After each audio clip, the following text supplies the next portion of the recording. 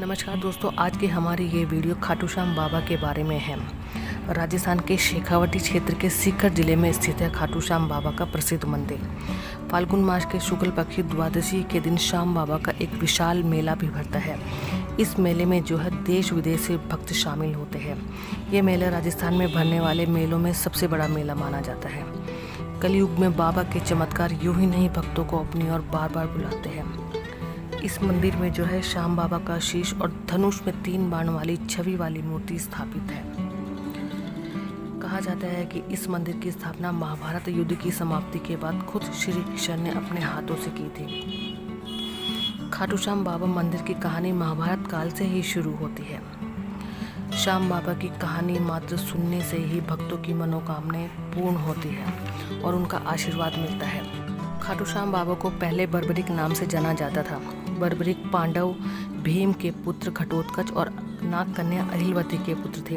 बचपन से ही बर्बरिक बेहद वीर और महान योद्धा थे। युद्ध की अद्भुत कलाएं उन्होंने जो है अपनी माँ से ही सीखी थी। बाद में उन्होंने शिव भगवान की घोर तपस्या करके 3 अभेद्य बाणों की प्राप्ति करी। बाण ऐसे थे जिनसे तीनों लोगों को जीता जा सकता था। महाभारत का भयानक युद्ध कौरवों और पांडवों के बीच में चल रहा था। पूरे संसार में जो है इस युद्ध की चर्चा चल रही थी और बर्बरिक के कानों तक भी इस युद्ध की चर्चा पहुंची और वह इस युद्ध में शामिल होना चाहते थे। वह अपनी माँ के पास गए और उन्होंने माँ से कहा, माँ मैं इस युद्ध में शामिल होना चाहता हूँ। माँ जानती थी कि यह युद्ध जो है कौरवों और पांडवों के बीच चल रहा था। माँ ने कहा, तुम इस युद्ध में क्यों जाना चाहते हो? बर्बरिक ने कहा, मैं युद्ध लड़ना चाहता हूँ। माँ जानती थी कि कौरवों के पास तो विशाल सेनाएं हैं, वो काफ़ी ताकतवर है, वह पांडवों को कभी कैसे जीतने देंगे। माँ ने कहा, ठीक है तुम युद्ध में जाओ, लेकिन तुम्हें मुझे वचन देना होगा कि युद्ध में जो पक्ष हार रहा होगा तुम उसका साथ दोगे। माँ को वचन देके बर्बरिक जो है रणभूमि की तरफ चला जाता है। अब श्री कृष्ण के लिए ये बड़ी समस्या हो गई, क्योंकि उस समय कौरव हार की तरफ जा रहे थे और अगर बर्बरिक कौरवों के साथ शामिल हो जाते हैं तो कौरवों को हराना बिल्कुल भी संभव नहीं है। तब श्री कृष्ण ने ब्राह्मण का वेश धारण करके बर्बरिक के पास पहुंचे और रास्ते में उन्होंने बर्बरिक को रोक लिया और पूछा, तुम कहाँ जा रहे हो? तब बर्बरिक ने कहा, मैं रणभूमि में युद्ध लड़ने जा रहा हूँ। तब श्री कृष्ण ने कहा, ये कोई बच्चों का खेल नहीं है। तब बर्बरिक ने कहा, देखो मेरे ये 3 बाण देखो, इनमें से एक ही बाण शत्रु का नाश करने के लिए काफ़ी है और अगर दूसरा बाण चला तो तीनों लोगों में हाहाकार मच जाएगा। तब श्री कृष्ण ने कहा, अगर इतने ही तुम्हारे ये बाण चमत्कारी है तो हमें भी इनका चमत्कार दिखाओ। तब श्री कृष्ण ने कहा, इस पेड़ के सारे पत्ते भेद कर दिखाओ। बर्बरिक ने कहा, इसमें कौन सी बड़ी बात है? बर्बरिक ने अपना तर्क से बाण निकाला और सारे पत्तों को एक ही बाण में भेद दिया। तब श्री कृष्ण समझ गए कि ये बाण शिव की कृपा से प्राप्त हुआ है।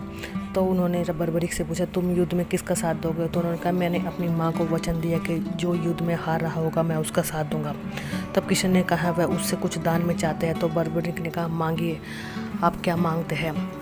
तो श्री कृष्ण ने कहा, मुझे तुम्हारा शीश चाहिए। कुछ क्षण तो बर्बरिक सोचते रहे, फिर उन्होंने सोचा कि ये ज़रूर कोई साधारण ब्राह्मण नहीं है, तो उन्होंने अपने असली रूप में आने का कहा। तब श्री कृष्ण ने अपने विराट रूप में बर्बरिक को दर्शन दिए।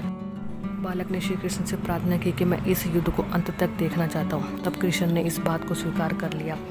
तब बालक ने तलवार निकाली और एक ही बार में अपना शीश अलग करके श्री कृष्ण को सौंप दिया। पास की पहाड़ी के पास ही बालक का शीश शोभित किया गया, जहाँ से वह युद्ध को अंत तक देखता रहा।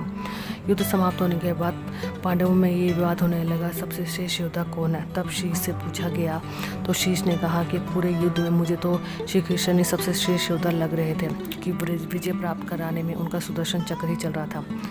तब श्री कृष्ण ने कहा, कलयुग में तुम श्याम नाम से जाने जाओगे, कलयुग में तुम हारे के सहारे बनोगे, तुम शीश के दानी नाम से पूजे जाओगे, तुम हारने वाले का साथ दोगे।